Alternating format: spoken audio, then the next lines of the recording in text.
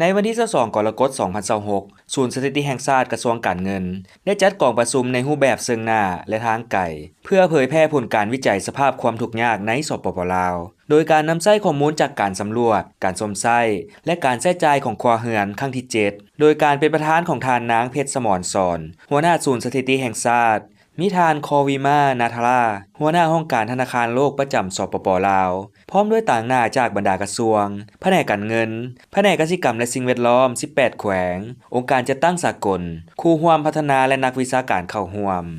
ในกองประชุมท่านนางเพชรสมรสอนได้เน้นว่าการลดพรความทุกข์ยากแม่นนโยบายบุรมสิทธิ์และภารกิจยุทธศาสตร์ของพรรครัฐที่ดำเนินอย่างต่อเนื่องการจัดกองประชุมครั้งนี้เป็นการสนองข้อมูลสถิติที่ทันสมัยถูกต้องและเห็นได้ถึงสภาพความทุกข์ยากความบ่เสมอภาพและสวัสดิการของครัวเรือนข้อมูลดังกล่าวจะถูกนำไปใช้เป็นหลักฐานทางวิชาการที่สำคัญในการกำหนดนโยบายการวางแผนพัฒนาเศรษฐกิจสังคมการจัดสรรทรัพยากรและการติดตามการบรรลุเป้าหมายการพัฒนาแบบยืนยงภายใต้หลักการบ่ปาทิ่มไผไว้ข้างหลังพร้อมนี้ท่านประธานกองประชุมได้แสดงความขอบใจต่อธนาคารโลกบรรดาคู่ร่วมพัฒนาที่ได้สนับสนุนด้านวิชาการและงบประมาณพร้อมทั้งชมเชยบรรดากระทรวงแขนงการและประชาชนทั่วประเทศที่ได้ให้การร่วมมืออย่างเต็มที่จนเฮ็ดให้การสำรวจการชมไส้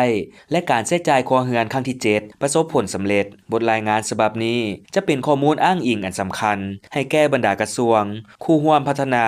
นักวิชาการองค์การปกครองท้องถิ่นและคู่ร่วมพัฒนาในการกำหนดนโยบายและดำเนินมาตรการลดพรความทุกข์ยากให้มีประสิทธิผลยิ่งขึ้น